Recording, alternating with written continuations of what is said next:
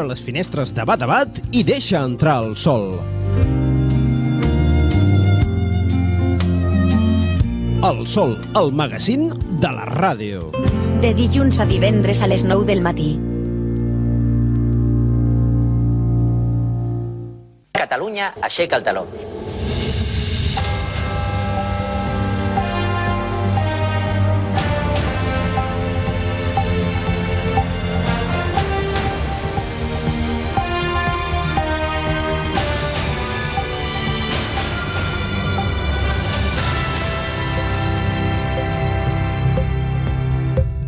Avui celebrem el Dia Internacional de la Tartamudesa.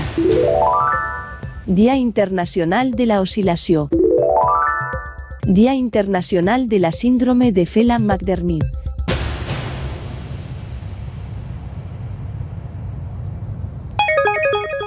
Des del nostre punt de vista, i amb les dades que estan oferint sobre el Covid, s'està convertint fins i tot en un risc per a nosaltres mantenir el restaurant obert. D'altra banda, tampoc té sentit demanar a la població reduir al màxim la seva vida social i mantenir oberta la restauració, lúdica en el nostre cas. Ara bé, dit tot això, queda clar que nosaltres no tenim una situació financera ni de tesoreria que ens permeti fer-nos càrrec d'aquesta mesura. Per tant, si no es va una mica més enllà de les pròrrogues i els ERTEs, molts locals poden estar sentenciats. I ara et faré una corranda, aviam si la gent ho capta. El millor que hi ha és el sol. El millor que hi ha és el sol. Vosaltres teniu la ronda. Una glosa dedicaré, segur t'agradarà molt. Te la canto a tu, Xavier. Te la canto a tu, Xavier. I a tots els oients del sol. Tra-la-la-la-la, tra-la-la-la, tra-la-la-la-la, tra-la-la.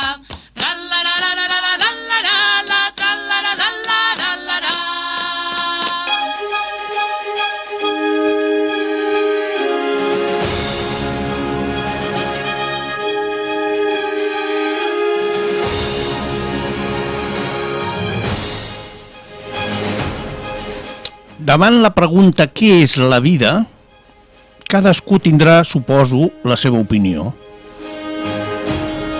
Totes respectables.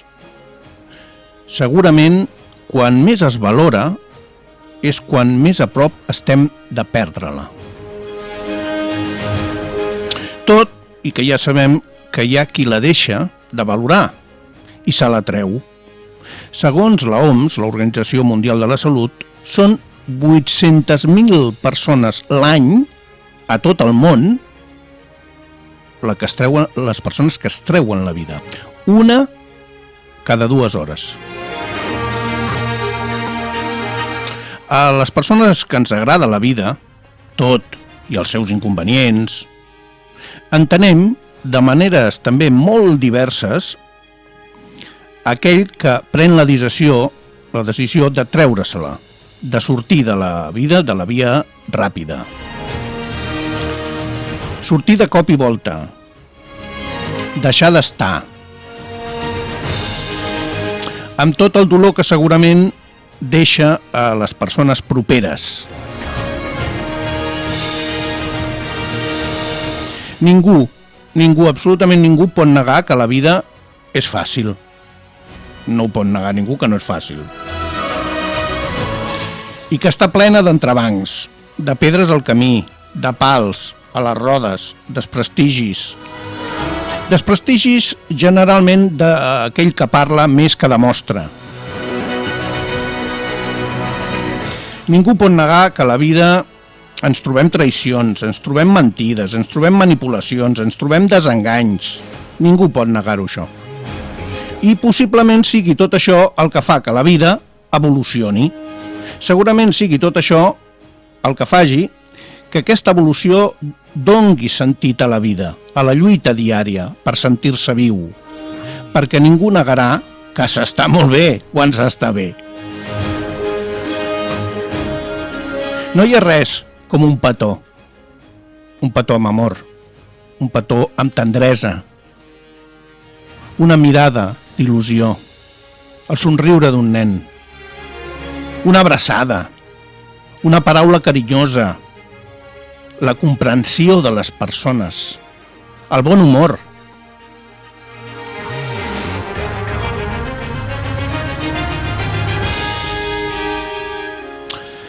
No hi ha res com una bona taula amb persones properes i res com una bona sortida de sol amb la millor companyia. Bon dia i benvinguts al sol.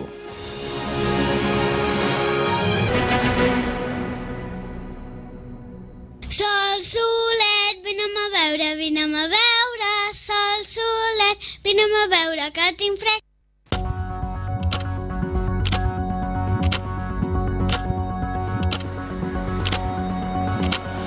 Ei, companys, que volem fer una petita pregunta, ens permets? Mira, digue'm per tu què és la vida, company. Uy, trabajar. ¿Ya está? Sí, es que no sé qué decirte. Ahora me has pillado en blanco. No sé. Ya tenemos algo mejor que Nah, trabajar. ahora está como está la crisis, está todo jodido todo. ¿Hay juergas? No, sí, pero muy poquita. Para vos, ¿qué es la vida? La vida?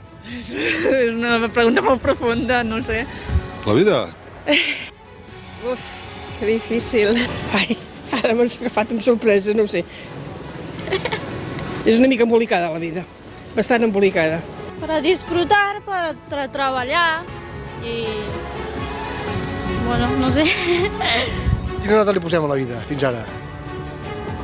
8. 8. És una trobada alt, això. Sí. Un 8 ja en tinc prou, sí. Jo per mi sí, estic feliç i no estic viudo, però la visco ben bé.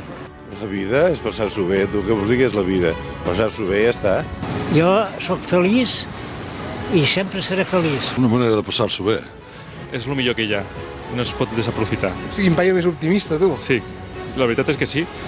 Hi ha suficients problemes a la vida com per capficar-se i la veritat és que sempre s'ha de veure el got mig ple. Si tu dones, diguéssim, un consell d'optimisme a la gent, eh? Sí, senyor. Sempre. No, hi ha una dita que diu no hi ha mal que per bé no vingui, doncs sempre es té que mirar això. Si es tanca una porta, s'obre una finestra. Crear, procrear, posar, treure, menjar, beure... Sempre. Una mica de tot.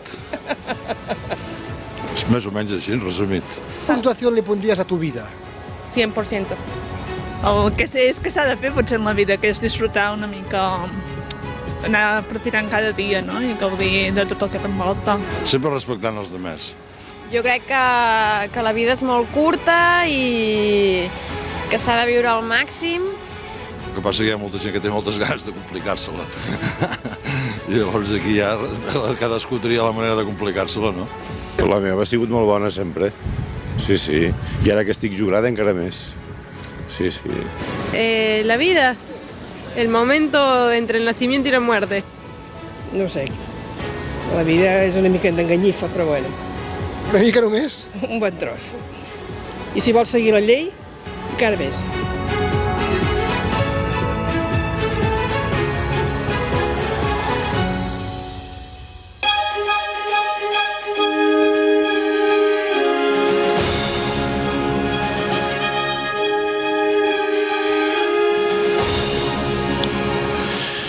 Doncs 9 minuts ens passen de les 9, 9 de les 9. Dijous 22 d'octubre del 2020, avui que el sol ha sortit a les 8 hores i 7 minuts i es pondrà a les 6 de la tarda 55 minuts. 18:55 si t'agrada més. Avui és Sant Marc. Marc, felicitats, company. També és Santa Maria Salomé. I un dia com el d'avui, del 1575, són aquelles efemèrides que jo us les comento perquè a mi em sorprenen. Segurament que en l'altre dia a mi que m'importa això, però és que us les comento perquè a mi aquest tipus d'efemèrides a mi em sorprenen. 1575 a Mèxic. Situats? Perfecte. Un dia com el d'avui es va fundar l'aldea d'Aigües Calientes. Veus? Hi va haver-hi un, en el 1575, ho va apuntar. Oi, dia tal s'ha inaugurado l'aldea d'Aigües Calientes. Clar, en aquesta efemèride falta informació. Per què se li va posar el nom d'Aigües Calientes? Perquè tenia aigües calientes pel voltant?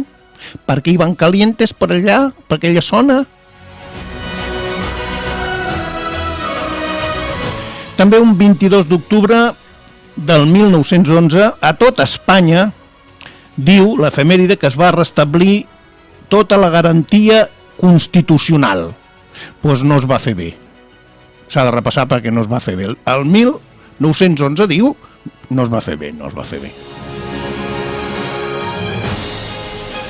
També un 22 d'octubre del 1920 a Madrid diversos carters van apallissar un oficial de correus.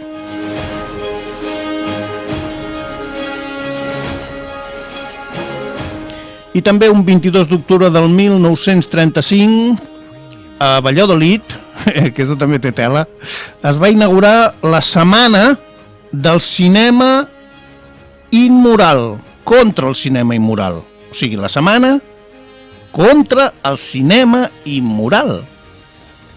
Quin és el cinema immoral exactament?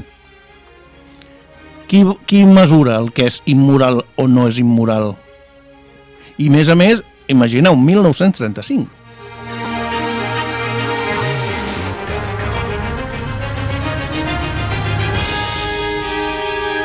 Doncs bé, ens deixem d'efemèrides i anem a la realitat, que la realitat és dura, dura, dura. Diu el Diari de Girona a la seva portada que el risc de rebrot ja duplica el pic de la primera onada. La onada de març. El duplica. També diu que el 3,5% dels casos de Covid provenen dels bars, diu a la portada del Diari de Girona. També diu que Girona arriba als 200 grups escolars aïllats. També diu a la mateixa portada que el virus també accelera a Catalunya, que s'accelera, que suma ja 4.000 casos.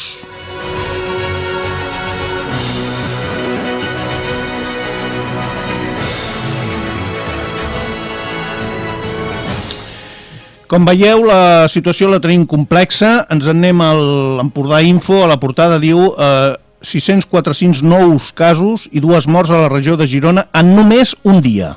O sigui, 646. I 2 morts a la regió de Girona en només un dia.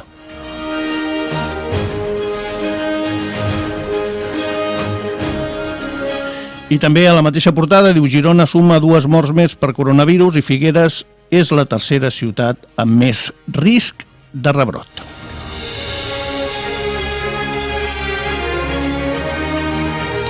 Doncs bé, tenim un matí carregat de coses, 13 minutets passen de les 9, anem a veure quines són les notícies més destacades d'avui dijous.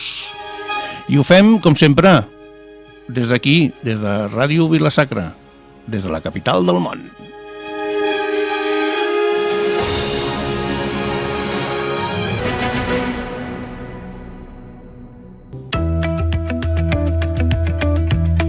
Durant el confinament es va estendre la idea que d'aquella ens sortiríem millors i sembla que estem a punt de perdre aquella oportunitat. Però aquí estem uns quants que la volem aprofitar. I si dediquéssim una hora al dia a pensar en què podem millorar? Agafar un tema de l'actualitat, un qualsevol, i qüestionar-lo. I si aprofitéssim el coneixement científic perquè ens guiï? Si en algun moment això es podia fer, és ara.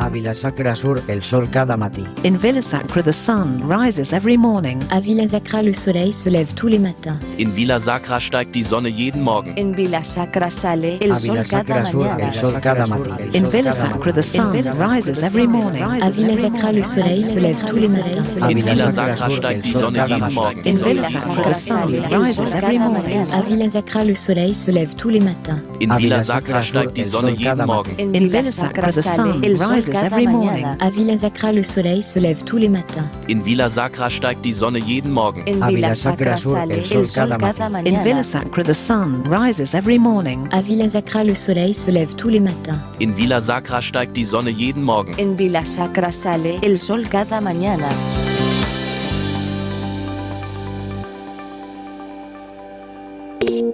Iniciem el més destacat d'avui amb un rècord.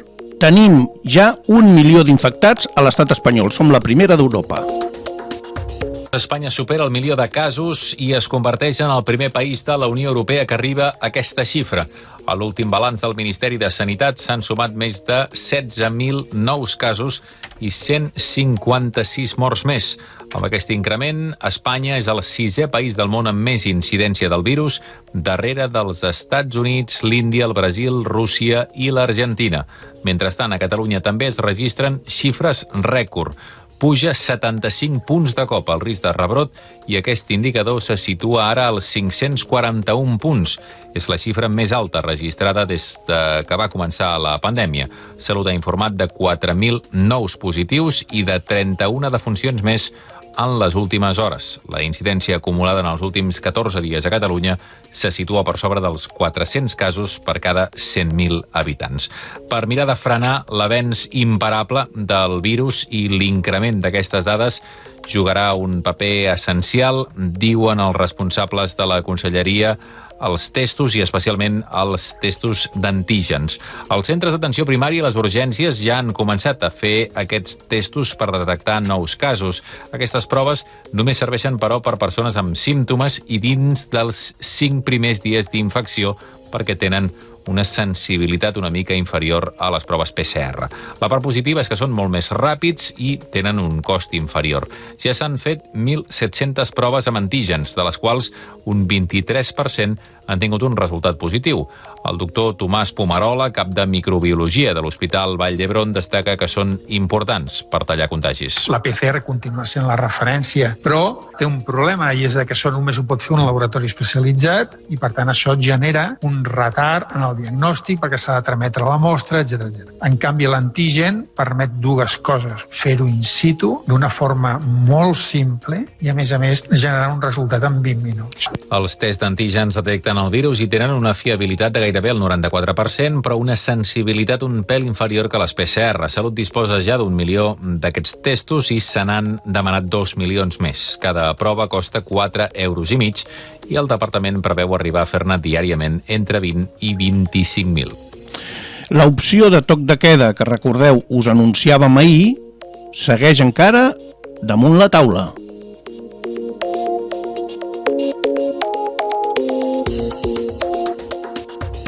L'opció d'un toc de queda ha obert un debat sobre quin seria l'horari més idoni per aplicar-lo en cas que tiri endavant aquesta mesura. Els experts asseguren que perquè sigui efectiu el toc de queda s'ha de començar a aplicar al vespre tal com es fa a França, per exemple.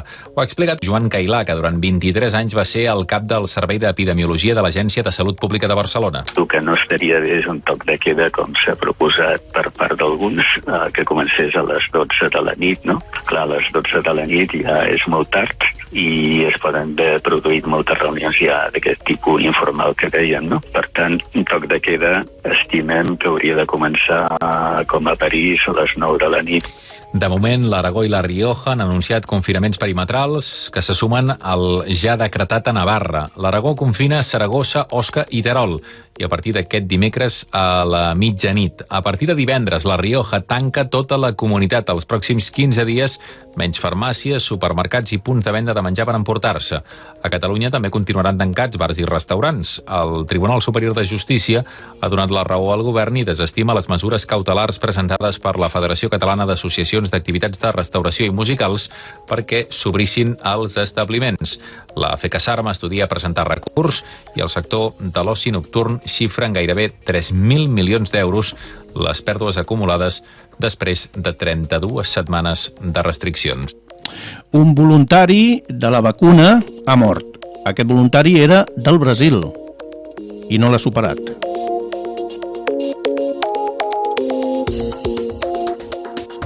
Ha mort un voluntari que participava en els assajos de la vacuna d'Oxford contra el coronavirus. És el primer cas de mort d'una de les persones que participaven en aquests assajos clínics de les diferents vacunes que s'estan desenvolupant arreu del món. Es tracta d'un home del Brasil i no se sap si li havien subministrat la vacuna real o bé un placebo. Malgrat la notícia, la Universitat d'Oxford ha anunciat que continuen els assajos, ja que consideren que no hi ha cap risc per la resta de pacients.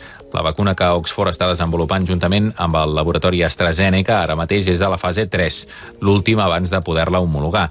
Recordem que al setembre sí que es va haver d'aturar provisionalment aquest assaig perquè un dels voluntaris va desenvolupar una malaltia inexplicable que finalment es va desvincular de la vacuna. 20.000 voluntaris participen al test, la meitat ha rebut un placebo i l'altra meitat la vacuna.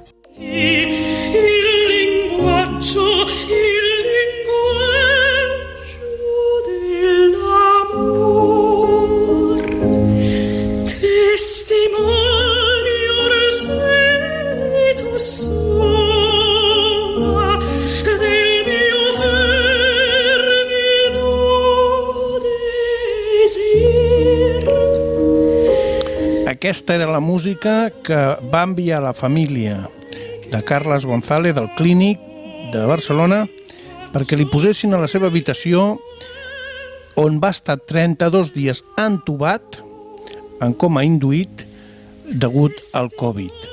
El Carles és tenor de l'Orfeó Català.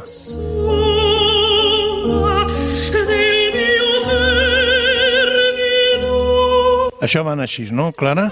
Sí, la música és la seva vida, li va escriure la filla petita d'en Carles, la Laia, en un correu que enviava a la Isabel, infermera del Clínic. Allà hi adjuntava 46 cançons, totes records d'en Carles, o en Charlie pels amics i familiars, tenor de l'Orfeó Català des de fa més de 30 anys. Era un email que enviava quan tot just era al principi. En Carles acabava d'entrar a la UCI del Clínic, on ha estat ingressat i intubat 32 dies. La setmana passada en va sortir, un mes i 2 dies després, i aquest era el moment.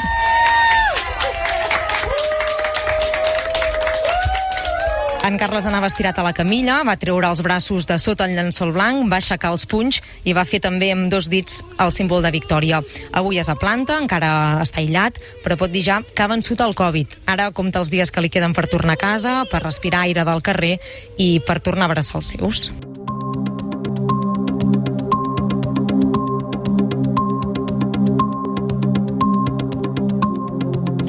Laia, com va anar a l'ingrés del teu pare? Va ser a la nit del dimarts, a la matinada del dia 25, que jo el vaig acompanyar a urgències de la Plató. Llavors, allà, vam esperar, vam fer el triatge, llavors van dir que li farien unes proves i que ell s'esperaria dintre, i jo em vaig esperar a la sala d'espera, i va ser fins al cap de gairebé 8 hores que llavors em va cridar el metge i em va dir que no tenien la prova segura, però que segurament era el Covid, que tenia una pneumònia molt forta i que això, que tenia tota la pinta que tenia el Covid, i que si donava negatiu la prova li tornarien a fer, perquè tenia tota la pinta. Després de 8 hores devies flipar. Sí, és com que no vaig entendre gaire res i alhora em va caure una mica el món a sobre, perquè era una cosa encara bastant nova. Llavors, vull dir que jo tampoc no tenia molt integrat ni sabia del tot si era tan greu o havia de racionalitzar aquesta malaltia, perquè el pare és molt fort, però realment vaig sortir i em vaig espantar moltíssim, i a partir de llavors va ser com el dia que van a rodar entre trucades, entre dutxes. A qui fas la primera trucada? Vaig trucar, crec que la primera trucada va ser a la mare, just quan sortia de l'hospital vaig trucar a la mare i que ella m'estava esperant a casa, i jo vaig agafar el cotxe, havia de tornar cap a casa amb el cotxe, també com va ser trucar-la a ella i havia de conduir, portava tota la nit també desperta, com molt nerviosa, i llavors va ser després aquí a casa que ja vam fer tota la resta de trucades als germans, a la família, al Pau, a tothom. Bé, la mare està al costat amb els mans lliures. Suposo que els mans lliures és una cosa que ja us heu habituat. Cada cop que us trucaven posàveu els mans lliures i a veure què us deien, no? Sí. Cada vegada que ens trucaven de l'Hospital Clínic, de la Plató, sempre que ens trucaven, doncs ens agafàvem ben fort les dues i esperar a veure què és el que ens deien i aguantar.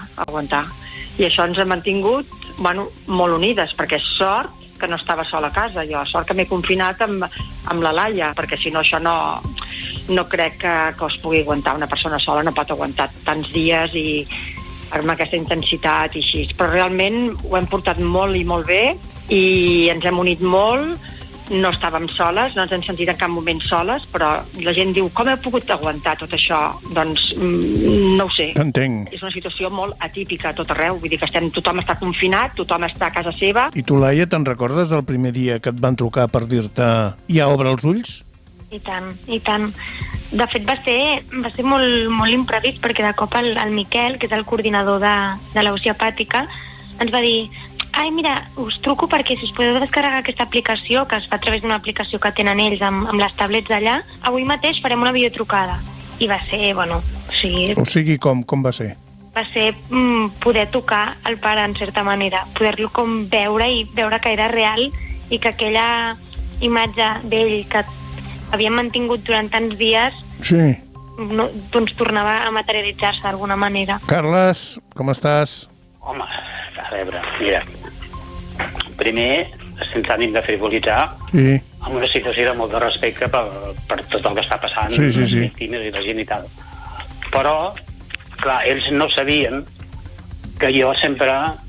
Normalment diuen que les sedacions te'n vas... Quan entres en una sedació, si estàs calmat, ho fas calmat, però si entres revolucionat, el cervell no para. I quan em vaig despertar, ja tinc franges, crec recordar, i quan m'estava despertant aquell dia jo feia estona que tenia el radar posat. Que tenies el radar posat vol dir que veies. I què veies? Vaig veure un equip de metges joves, gent molt jove. Sí. Però un equipazo, vull dir, no vull dir Espera't, és que m'estan notant coses per l'altra. Coses per l'altra? Un equipazo, a partir d'alguns noms, me'n deixaré 23 perquè sóc així, però que hi havia el Ger, hi havia la infermera tarda vespre Isabel, hi havia la Marta, crec, l'auxiliar del matí, amb l'infermera del matí, que és la Vanessa, el Jordi Gratacós, els Dies, que és el metge que ho va portar, i el capo de capos, que és el Miquel Sant. Hosti, que collonut, no? Vull dir, un equip de gent jove, que tots no deu fer massa que es coneixen, i es tracten amb un respecte... Perdó. No, tranquil. Canvio de agua. Mira, jo obro el radar, no? Començo a sentir allò, evidentment penses amb tots i amb tota la família. Sí. I de cop i volta dic, hosti, això ja tenim el compte, no? Però, a veure, tu eres conscient de lo que estaves passant o de lo que estàs passant encara? No. Jo era conscient, o sigui, jo vaig tenir discussions amb la... em sembla que és amb la Vanessa i amb la Isabel també, perquè jo m'aixecava, jo estava convençut que estava amb el Olot, a casa del meu nebot, i jo havia de fer el sopar, havia d'anar a comprar, i ells que no pot sortir. Com que pot sortir, però si hem de sopar, mira, o sigui, flaixos d'aquests, 3.500, no? Però quina ha estat la teva força per estar, com has estat 32 dies totalment inconscient, a obrir els ulls? Mira, la força de tot és estimar. Això sí que ho crec. Estimar a tope, i aleshores, començant per la família i acabant pels amics. I jo me n'adonava, anava sentint tot això i deia, si hem sigut capaços de crear tot això del no-res, per dir-ho així... Carles, escolta això, que tenim poc temps. Hola, em dic Mariona i tinc 7 anys i sóc una neta del Carles. M'agradaria compartir amb tots vosaltres com m'he sentit durant aquest temps que el meu avi està ingressat pel Covid.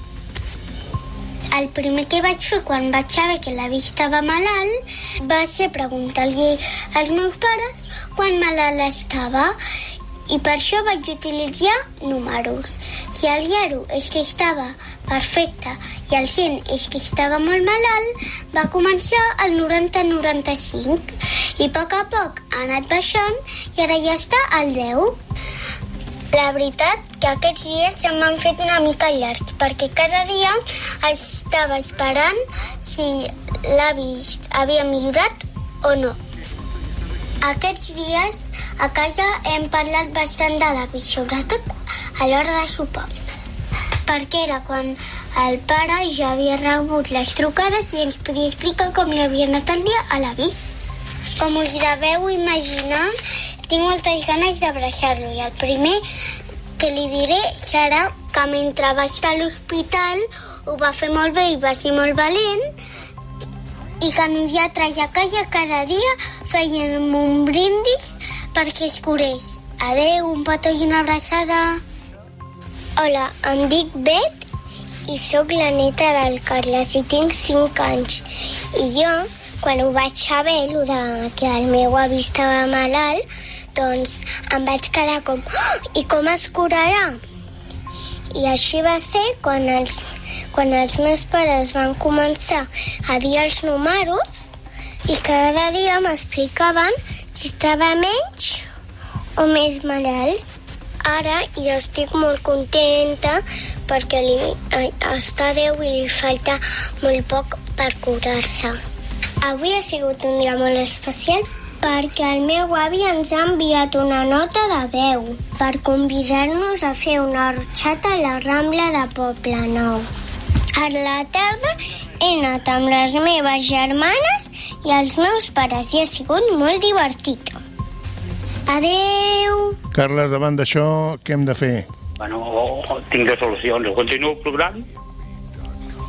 Home, és fantàstic, no? Quan veus... A veure, i sense frivolitzar gens.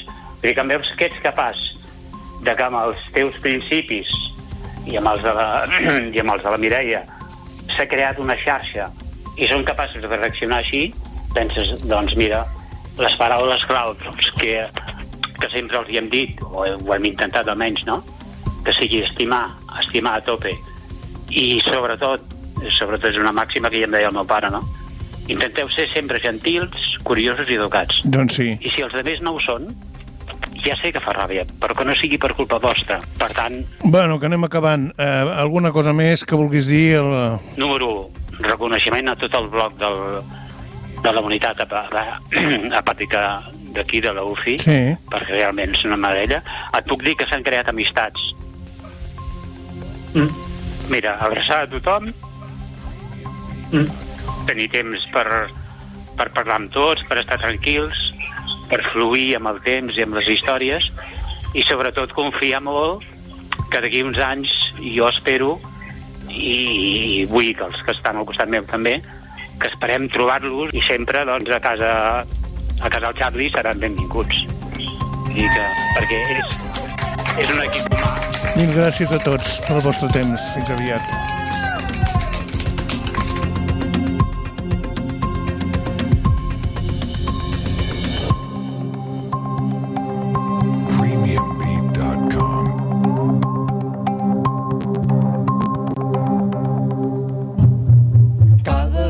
Surt el sol i tot recomença, i la fosca de la nit amb força hem de vèncer. Tots volem un món millor, on hi brilli la claror. Res no ens pot fer por, res no ens pot fer por. Anem ara, doncs, a preocupar-nos un xic de les organitzacions agràries. A veure com tenen el tema elles. Les organitzacions agràries catalanes volen un repartiment més equitatiu de les ajudes de la política agrària en funció de cada territori. Després de més de 40 hores de negociació, els estats membres han arribat a un acord per la reforma de la PAC, que dona més flexibilitat als estats per poder definir les línies de subvencions i s'aposta per dedicar un 20% de les ajudes a plans ecològics. Divendres està previst que es voti al Parlament Europeu el conjunt d'aquesta reforma. Lleida, Marta Viana. El nou finançament europeu s'ha reduït en torn d'un 5% i a l'estat espanyol li corresponen uns 48.000 milions d'euros de la nova PAC. Des d'Unió de Pagesos els preocupa com es repartiran els diners perquè els sobrecostos per les noves polítiques ambientals els pot afectar la butxaca. Joan Cavall és el portaveu del sindicat. La realitat de l'agricultura que es fa a Dinamarca no és la mateixa que la que es pot fer al Segrià, perquè la climatologia, però si aquest pla estratègic reflectís realment quines són aquestes realitats i aquestes diferències, ho podien apaivagar una mica, però si hi ha més condicionants que no pas a suport públic, doncs vol dir que els ajuts directes queden retallats. Les organitzacions agràries també demanen que les subvencions només les rebin els pagesos professionals, és a dir, aquells que el 25% dels seus ingressos vinguin del sector agrari. També exigeixen mesures més eficaces per perseguir les pràctiques abusives en la cadena alimentària per part de les grans distribuïdores. Anem a les empreses de turisme, que també estan patint lo seu.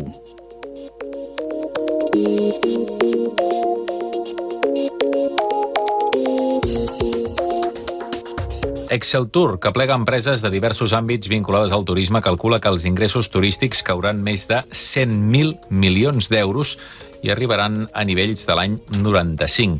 Les agències de viatges també parlen d'un 90% menys d'ingressos. Segons l'associació ACABE, poques agències estan obertes per falta d'activitat. La majoria han presentat ERTOs i un 20% han hagut d'acomiadar treballadors. Martí Serrate, president d'aquesta entitat, reclama mesures urgents. Extender los ERTEs más allá del 31 de enero del 2021. Moratorias y reducir impuestos como es el IVA, y que en el sector de las agencias de viajes todavía está al 21%. Medidas que permitan eliminar las restricciones de viaje, como podría ser la implantación de test rápidos. Necesitamos ayudas directas a fondo perdido.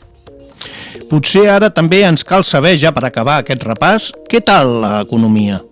I la teva? Bé o... Un de cada 3 catalans reconeix que la seva situació econòmica ha empitjorat a causa de la crisi del coronavirus i que té dificultats per arribar a final de mes. Ho recull l'enquesta Òmnibus 2020, encarregada per la Generalitat. La pandèmia també ha provocat que gairebé el 60% dels catalans estiguin afectats per un ERTO i cobrant l'atur. A la majoria de les llars catalanes, una de cada 3 hi entren uns ingressos nets mensuals d'entre 1.000 i 2.000 euros. El 16% de les famílies n'ingressen menys de 1.000. Només un 14% disposen de més de 3.000 euros al mes. Una amplíssima majoria de catalans, un 85%, diuen estar d'acord amb la decisió del govern espanyol de decretar l'estat d'alarma en el seu moment, però 6 de cada 10 asseguren que la centralització de competències que va comportar aquest estat no va ajudar gens o ben poc a la resolució de la crisi sanitària. Al 107 de la FM, al 107 de la FM, surt el sol. Surt el sol, surt el sol. Doncs en Pere vol felicitar en el Trapero i nosaltres ens afegim també a la felicitació. Felicitats!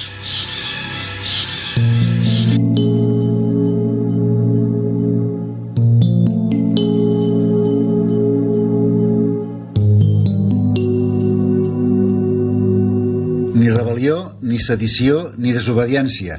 L'absolució a Trapero i a la cúpula dels Mossos convida a pensar que potser alguna cosa s'ha torçat en el que fins ara era el bloc monolític de l'anomenada justícia espanyola. La sentència sorprèn per inesperada. Ens havíem acostumat a escoltar veredictes vergonyosos, penes de presó per enfilar-se a un cotxe, inhabilitar un president per una pancarta. Ara sembla que hi ha un punt de sentit comú, i això que el jutge Marchena va indicar quin era el camí en titllar els Mossos de col·laboradors.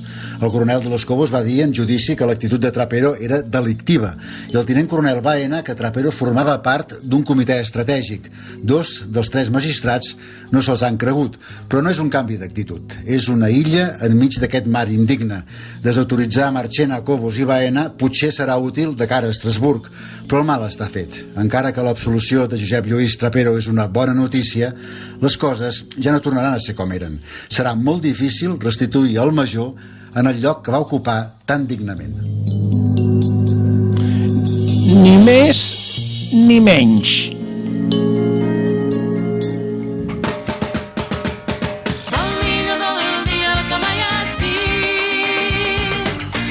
Doncs bé, amb el millor del dia toquem ferro perquè aquesta sentència sigui el principi d'uns canvis que són necessaris, si volem democràcia, clar. Toquem ferro. Per cert, d'on ve allò de toquem ferro? Algú sap explicar-m'ho?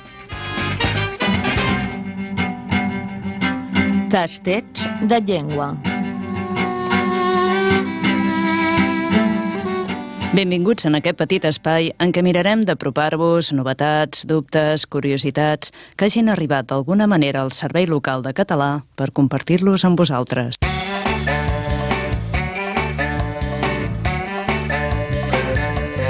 Avui parlarem de l'expressió tocar ferro. L'expressió tocar ferro d'origen medieval significa prevenir-se contra la mala sort, contra la desgràcia o contra l'infortuni. A l'edat mitjana era costum llogar per cometre assassinats individus que quasi sempre eren malcarats i sovint tenien defectes físics, com ara ser geperuts, coixos o torts. Quan es veia que s'acostava algú de mal aspecte, s'avisava l'amic dient-li «toca ferro», que volia dir que agafés l'espasa, el punyal o qualsevol arma adient, que en aquella època eren de ferro, a fi de posar-se en guàrdia per defensar-se d'una possible agressió. Aquesta expressió ha arribat fins als nostres dies i avui en dia encara l'empren les persones supersticioses.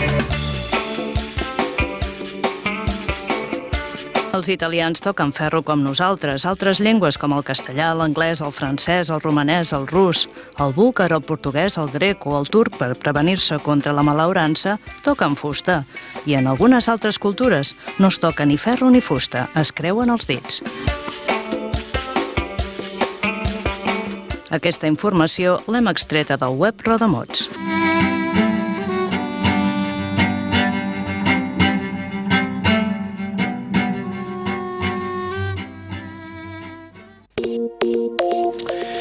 Previsió del temps. Les 9:41. Aquest dijous el temps tornarà a estar dominat per la influència d'aquests vents de sud, una pertorbació que tornarà a arribar des de Ponent, generant molt de nuvolositat a tot el territori i, en general, pluges més aviat minces al terç oest, sobretot a les comarques de Lleida, Franja de Ponent, Terres de l'Ebre, potser també la Catalunya central, i el Pirineu occidental és on hi haurà més risc d'algunes pluges o plogims al llarg de tot el dia i amb intermitències. Per tant, més risc de més clarianes cap a les comarques de Girona i, en general, amb molts indrets de la façana litoral. Però bé, dijous serà, en general, una jornada de núvols, amb poc sol, menys sol, les màximes quedaran una mica més curtes, però amb aquest panorama de mala visibilitat, d'ambient enterbolit i amb aquesta suavitat que du el termòmetre un altre cop per sobre dels 20 graus en molts casos. Divendres serà el darrer dia d'aquesta situació, per tant, al llarg de la jornada sembla que les clarianes guanyaran més terreny a la tarda que no pas al matí, els ruixats anirien perdent força i les temperatures iniciaran un petit descens que ens ha de dur, de cara al cap de setmana, un panorama més propi per l'època, amb temperatures diurnes suaus, agradables, però amb temperatures nocturnes més contrastades i més fresques. Ens en sortirem, malgrat que sembli que de fet ningú ens entén. Mentre quedi algú dempeus que hi confiï cegament, m'has de creure si et dic que ens en sortirem.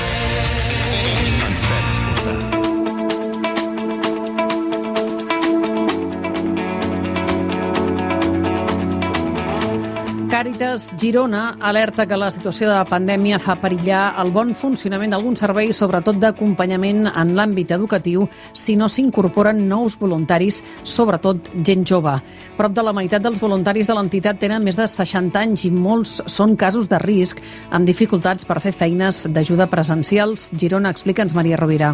Durant els mesos de confinament, Càritas de Girona va mobilitzar prop de 600 voluntaris, la meitat de nova incorporació, molts dels quals ara han tornat a la seva activitat.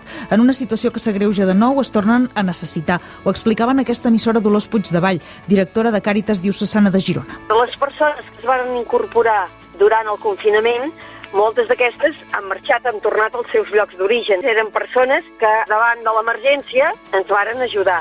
I llavors es tracta de fer una nova crida, persones amb la nova situació ja de curs que potser s'ho poden plantejar, de dedicar una hora o dues a fer voluntariat a Càritas.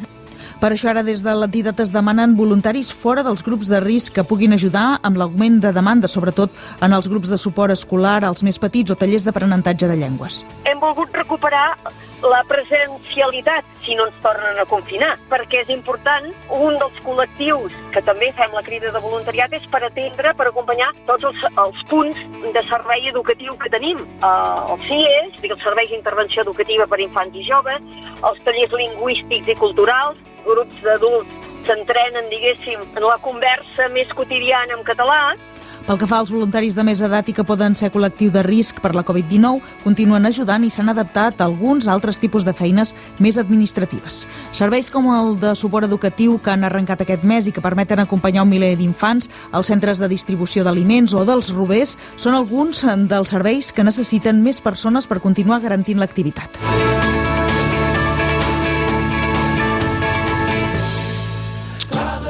Doncs sí. Càritas necessita voluntaris. Preneu nota. I l'assetjament sexual a les escoles necessita solucions. Però solucions clares, fermes.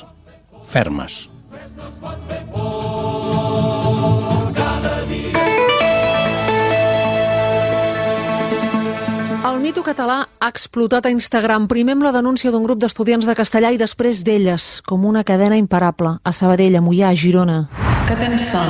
Sí que et vaig cansar ahir a la nit. La teva filla, amb aquests pits, arribarà a un bon. Fas cara de cansada. Deus haver estat follant tota la nit. Ahir vas quedar mal nerviosa, només encara tremola. Sí que et vaig cansar ahir a la nit. Portes mala cara? La teva filla, amb aquests pits, Diferents perfils denuncien casos d'abusos i assetjament. Tot va començar a Castellà quan un grup de noies es va plantar i va assenyalar un professor de gimnàs que els hi feia comentaris sexuals. Van aconseguir que Educació l'apartés. Després d'anys de presumptes assetjaments sexuals, la setmana passada les alumnes més joves de l'Institut de Castellà del Vallès van obrir un compte anònim a Instagram, és @atuquetafet, que s'ha convertit en una petita revolució. En poc més d'una setmana han rebut centenars de missatges d'exalumnes explicant els comentaris sexualitzants i tocaments per part d'un docent que el Departament d'Educació ja ha apartat. Les impulsores han decidit emprendre també mesures legals contra ell. Us deixaré sortir abans si ell em fa un petó. Aquesta nit he somiat amb tu, però no et puc dir què passava. Quina llàstima que siguis tan petita. Ho tindràs difícil per aprovar perquè ets planeta. Com et segueixis traient més roba, m'empalmaré. O, si feu el ball en faldilla, us pujo un punt la nota. Són alguns dels comentaris que aquestes alumnes han difós públicament. L'Ajuntament de Castellà i també la Fundació Vic i Bernadet ha ofert ajuda psicològica a les víctimes. I a partir d'aquí diferents noies van començar a seguir el seu exemple.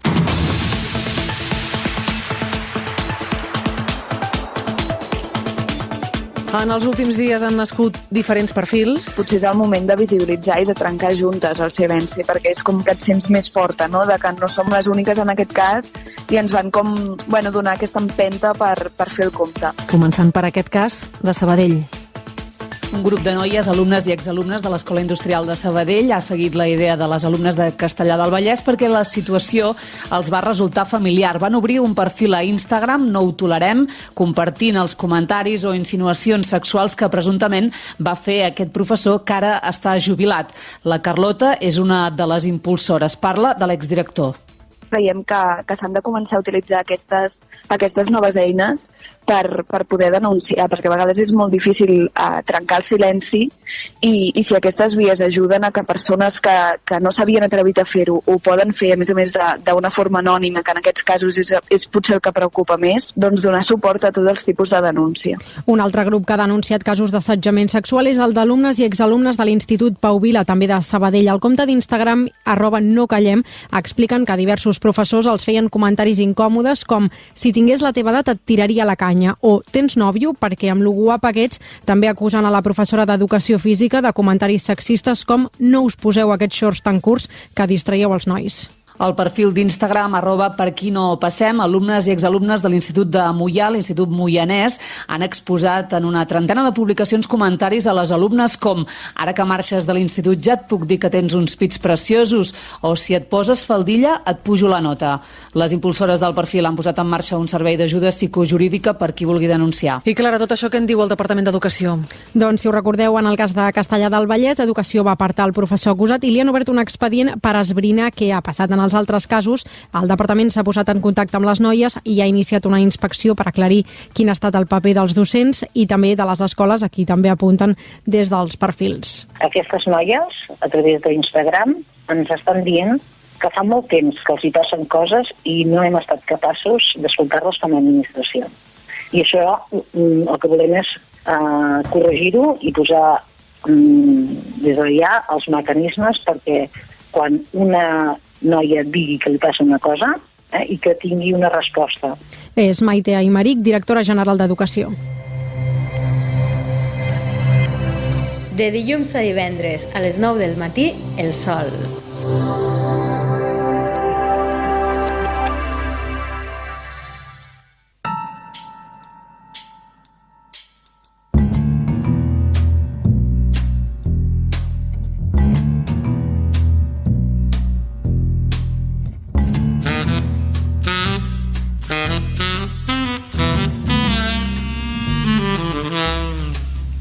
Manuel Domínguez, presidente i editor del diari 16, va ser el primer diari que va anunciar la marxa de l'emèrit. Muy buen día, Manuel. Buenos días, ¿qué tal? Pues aquí compartiendo sensaciones e intentando averiguar situaciones.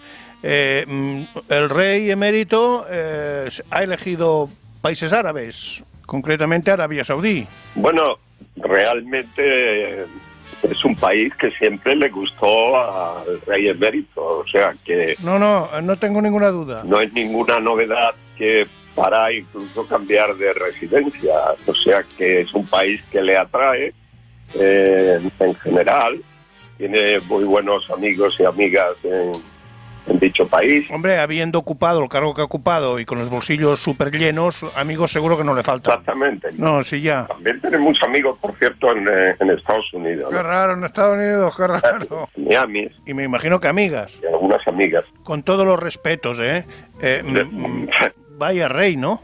Desde luego está en su cabeza, el que tomar las decisiones en su cabeza, en su conciencia, y sabe Dios en qué otro lugar, pero lo que está claro es que este señor, el hecho, sin duda, es un punto estratégico. Pero es un poco de película de cachondeo, ¿no? Esto. Ante la situación jurídica que se le está presentando, sí, incluso en España, pero por supuesto también en Suiza, no es un fiscal fácil el que realmente se ha interesado por su caso. Eso dicen. Es que además hay otra cosa que es importante, y lo digo con todo tipo, asumiendo toda la responsabilidad.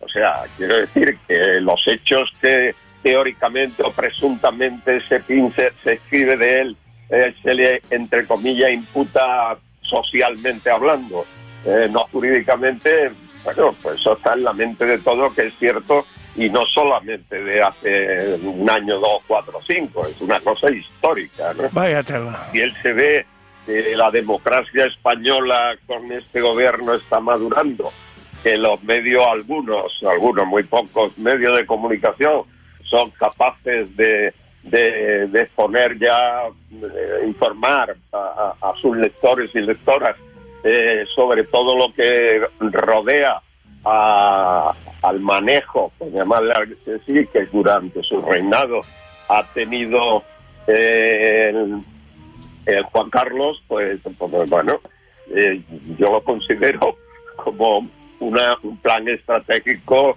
adecuado y conveniente para él. Un verdadero cuento. Exactamente. Es un lugar idílico para él, para que realmente pueda pasar el resto de su vida. Claro, pero hablamos de que está en un país donde, bueno, es un país que, bueno... Este país que hoy es un país fallido, sí, desde el punto de vista desde la justicia y también de las cuestiones sociales, pues un país donde la corrupción es tremenda y que, por cierto, algún día se tendrá que depurar responsabilidades, sí, que tiene un historial que de verdad es para salir corriendo.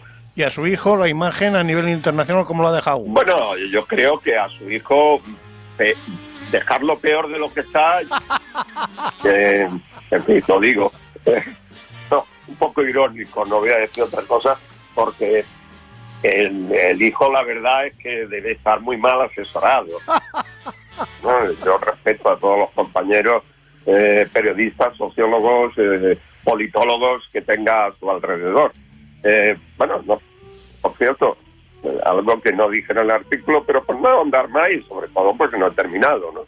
De escribir sobre este tema, pero y quedará para nuevas entregas, pero históricamente una de las asesoras más importantes de Juan Carlos, pero eso lo dejo para otra entrega en Diario 16 y por supuesto para hablar con vosotros y vosotras cuando realmente lo consideré oportuno. Vamos, que veo que tienes aquí material para hacer realmente un cuento auténtico con reyes, reinas, princesas, condes y duques. Perdona que te diga, pero... No tengo mucho tiempo, pero dime. Conozco y sobre todo sus mujeres, ¿no? Es que no te he oído bien, sus mujeres. Que conozco perfectamente y que como consecuencia tengo muchas más cosas que decir.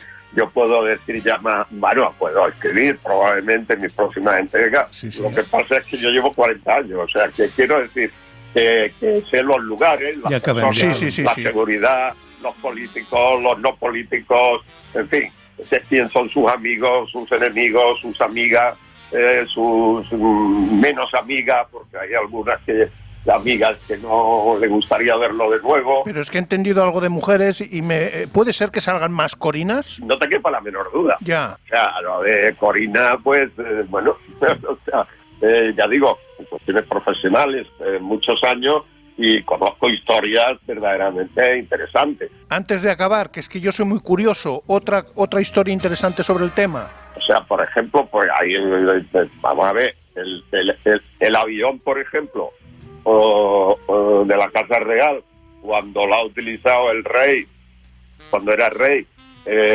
quiero remontarme, fíjate, al año 2000, en el año 2000 o 2002 concretamente, que creo que se celebró la cumbre iberoamericana en México. ¿Qué pasó? Hizo escala de madrugada en República Dominicana, en las Américas, hoy llamado aeropuerto, gran amigo mío, por cierto, Francisco José Peña Gómez, y realmente llegó de madrugada, la reina se quedó en el avión, nadie podrá desmentirme esto, y él salió, y porque el aeropuerto se vació totalmente, quedaron los servicios, la policía, el ejército y todo esto, y yo considero que fui el único periodista más español que tuvo acceso al aeropuerto y vi todo lo que estoy diciendo. Ya, él bajó y la reina no. Sí, quiero decir con esto que realmente conozco una historia, me estoy remontando ahora al 2002. Sí. Pero que yo sé, pues que bajó el rey Juan Carlos XII de su avión, la reina se quedó dentro, ya digo que salió solo, me imagino que estiró las piernas en el pasillo que le formaron allí en el aeropuerto interior, era las 2 de la madrugada aproximadamente, y concretamente el rey, pues nadie sabía dónde estaba, ¿no? O sea, que nadie sabía dónde estaba, en fin. Seguimos en contacto porque no tengo más tiempo. Gracias. Gracias, un abrazo.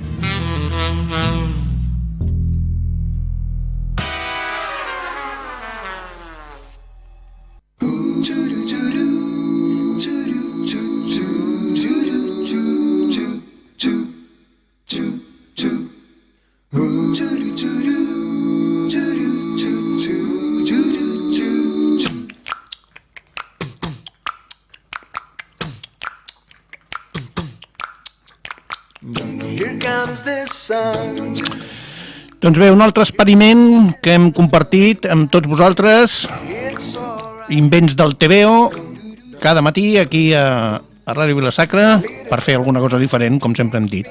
Demà intentarem fer-ho millor, i si voleu ser-hi, doncs us guardem aquí la cadireta neta i polida, i el cafè amb llet amb els croissants i tot, també els tenim aquí per vosaltres.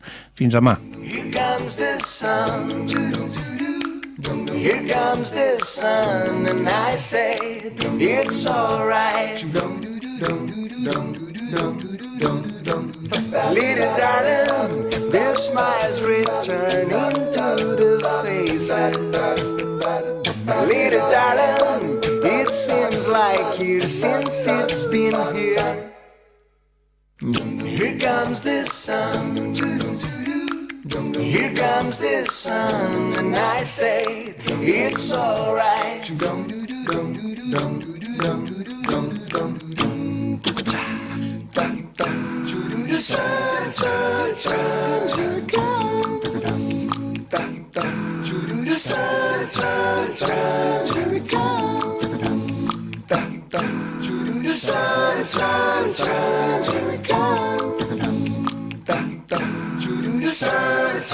Sun, here it comes.